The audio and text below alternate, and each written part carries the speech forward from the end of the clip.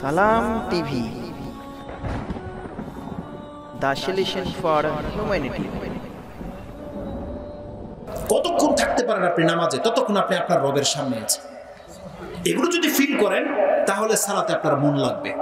এগুলো যদি আপনাকে পরিতৃপ্ত করতে না পারে না, আর কোনো মেডিসিন নেই। কোরআন হাদিসের এই কথা যদি আপনার জীবনকে পরিবর্তন করতে না পারে, আপনার চিন্তাতে যদি বিপ্লব নিয়ে আসতে না পারে না, জেনে নেন আল্লাহ আর কোরআনের কোনো আয়াত নাজিল করবে না, আর রাসূল এসে আপনাকে আর কোনো হাদিস শোনাবে না। যা হওয়ার তা বর্ণিত হয়ে গেছে। আর এগুলো হচ্ছে সব থেকে শ্রেষ্ঠ কথা, যেগুলোর উপরে আমরা আর কোনো কথা পাচ্ছি না।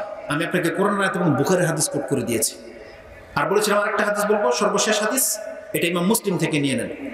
যে সালাত আমাদের নাজাতের সাবাব, সেই সালাতকে আমরা আজকে ছেড়ে দিয়েছি। জানেন আমরা যখন সালাত আদায় করি শয়তানের তখন কি হয়? আবু হুরায়রা রাদিয়াল্লাহু তাআলা আনহু থেকে বর্ণনা করেছেন ইমাম মুসলিম, যেটা আমি মুসলিমের ইমানের অধ্যায় থেকে আপনার কাছে কোট করেছি 35 নম্বর পর্বে। হাদিস হচ্ছে 146। তাতে আছে, ইজা কারা ইবনু আদম আস-সাজদাতা ফাসাজাদা ইতাযালা শায়তানু ইয়াবকি। যখনই আদম সন্তান কোরআন পড়ে আর সেজদার আয়াত তেলাওয়াত করে, আর যখনই সেজদায় চলে যায়, শয়তান ওই ব্যক্তি থেকে দূরে সরে গিয়ে কান্না করতে থাকে। শয়তান দূরে সরে গিয়ে কান্না করতে থাকে এবং বলে, ওয়ায়াকুলু ইয়া ওয়াইলি, আরেক বর্ণনা আছে ওয়া ওয়াইলাহু, ইয়া ওয়াইলি, হায় আমার দুর্ভোগ। উমিরা ইবনু আদম বিসুজুদি ফাসাজাদা ফালাহুল জান্নাহ ওয়া উমিরতু বিসুজুদি ফাআবাইতু ফি রিওয়ায়াতিন আসাইতু ওয়ালিয়ান নার। হায় আমার দুর্ভোগ, আদম সন্তানকে আল্লাহ সেজদা করতে বলতেছে, আর আদম সন্তান সেজদা করে নিয়েছে, আর ওর জন্য জান্নাত নির্ধারিত হয়ে গেল। আর আল্লাহ আমাকে বলেছিল সেজদা করতে, আর আমি শয়তান সেই সেজদা করতে অস্বীকার করার কারণে আমার জন্য জাহান্নাম অবধারিত হয়ে গেল। আপনি ফিল করেন একবার, ভাষা মুসলিমের মধ্যে রয়েছে। তার মানে যখনই কোনো আদম সন্তান সেজদা করে, এই সেজদা তাকে জান্নাতের সার্টিফিকেট দিয়ে দেয়।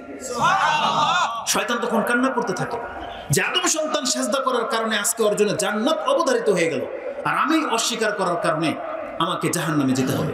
ওর তো রিটার্ন আসার কোনো অপশন নাই, কারণ আল্লাহ ওকে মারদুদ বলে দিয়েছে কিয়ামত পর্যন্ত। এত জ্ঞান থাকার পরে, মুসলিমদেরকে এইভাবে বলার পরে, তারপরে মুসলিম সালাত আদায় করবে না, এটা তো হতে পারে না। আর এই কথাগুলো তাকে তার রবের সামনে সেজদায় ফেলে রাখবে না ঘন্টার পর ঘন্টা, এটা তো হতে পারে না। ঈমান হলো শুনে নেওয়া এবং মেনে নেওয়ার নাম। আল্লাহ সুবহানাহু ওয়া তাআলা আমাকে এবং আমাদের মুসলিম ভাইদেরকে সালাত, 5 ওয়াক্ত সালাতের হেফাজত করার তৌফিক দান করুন, এবং আমরা যেন আল্লাহ সুবহানাহু ওয়া তাআলার কাছে নামাজে হয়ে উপস্থিত হতে পারি। কিয়ামতে হাসরের মাঠে যেন আমরা ওই দিন সেজদাকারীদের অন্তর্ভুক্ত হতে পারি। আল্লাহ তুমি আমাদেরকে তৌফিক দান করো। আকুলু লিকাউলি হাযা আস্তাগফিরুল্লাহ লি ওয়া লাকুম ওয়া লিসাইরিল মুসলিমিন ফাস্তাগফিরু ইন্নাহু হুয়াল গফুরুর রহিম। আসসালামু আলাইকুম ওয়া রাহমাতুল্লাহি ওয়া বারাকাতুহু।